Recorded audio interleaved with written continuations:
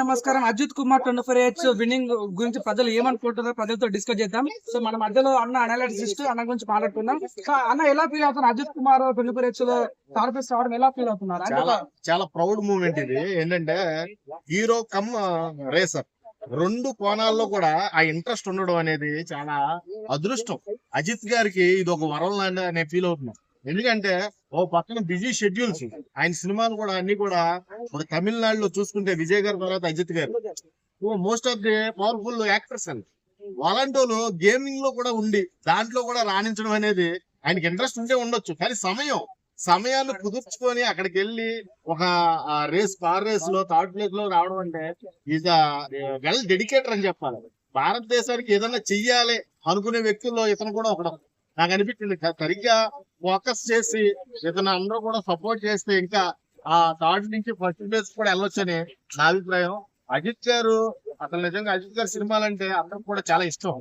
Naturality అంటే అజిత్ గారు అంటే న్యాచురల్ గా కనబడతాడు. ఎటువంటి హంగులు ఆర్భాటాలు లేకుండా ఆ హెయిర్ కూడా వైట్ హెయిర్ ఉన్నా గానీ సినిమాల్లో కనీసం మేకప్ కూడా వేయకుండా సందర్భాన్ని బట్టి, అంటే ఇప్పుడు యంగ్ క్యారెక్టర్ కనబడాలంటే నల్లగా రంగు కనబడాలి కాబట్టి ఆ క్యారెక్టర్ కోసమే ఆయన డెడికేట్ చేస్తాడు గానీ ఆ కలర్ అనేది ప్రిఫర్ చేస్తాడు. కానీ నార్మల్ టైంలో మోస్ట్ ఆఫ్ ది సినిమాస్ మీరు చూసుకోండి, అసలు హంగులు ఆర్భటాలకు పోవడం, నేచురల్ గా కనబడతాడు, నేచురల్ గా సినిమాలు తీస్తాడు, నేచురల్ గా జనాల దగ్గరికి వస్తాడు, హిట్ కొడతాడు.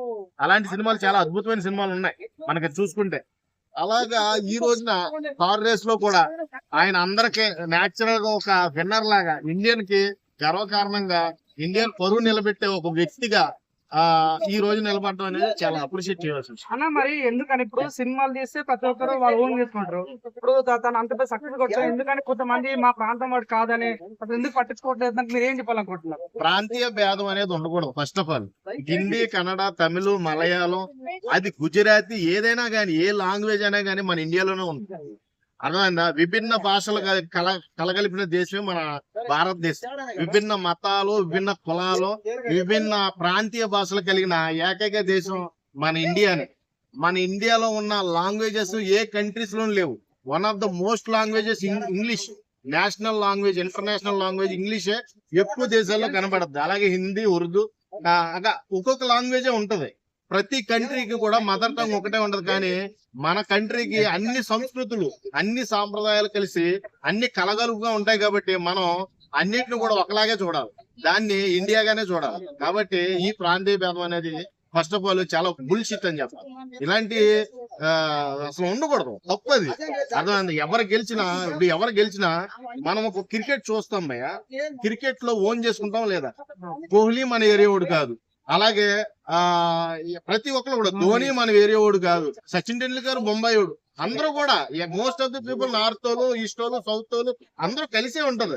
అన్ని స్టేట్లు కలిస్తేనే, north, east, south and west కూడా కలిస్తేనే, 4 దిక్కులు కలిస్తేనే భారతదేశం. కాబట్టి ఈ ప్రాంతీయ భేదాన్ని తీసేసి ఒక ఇండియన్ విన్నర్ గా, ఒక ఇండియన్ కి కార్ రేస్ లో గెలిచిన ఒక అజిత్ గా అందరూ కూడా ప్రజెంట్ చేస్తే నేను చాలా సంతోషించే వ్యక్తిని.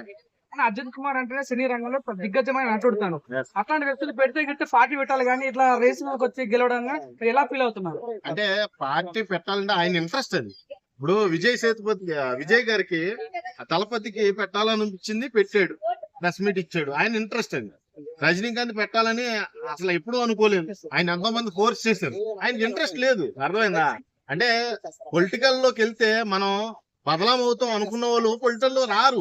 అర్థమైందా? పొలిటికల్ లో చేసి ప్రజలకు ఏమైనా చేద్దాం అనుకునే వాళ్ళు కొంతమంది ఉంటారు. Kind of peoples, kind of mind set. కాబట్టి ఎవరిని మనం తప్పట్టకూడదు. అజిత్ కుమార్ సక్సెస్ కి మీరు ఎలా బదులు?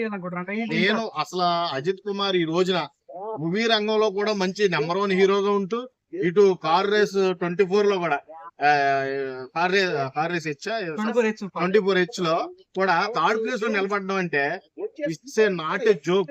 ఇది చాలా కష్టంతో కూడుకున్న పని. ఇంత కష్టాన్ని కూడా అధిగమించి ఆయనకి అప్పటికే ఒకసారి యాక్సిడెంట్ అయినప్పుడు కూడా రెస్క్యూ టీమ్ తో సేవ్ అయిన వ్యక్తి కసి వదలకుండా, పట్టుదల విరమించుకోకుండా మళ్ళీ ఆ కార్ రేస్ లో రీబ్యాక్ ఇవ్వడం అనేది, అది థర్డ్ ప్లేస్ లో రావడం అనేది చాలా గర్వకారణం. Okay, thank you.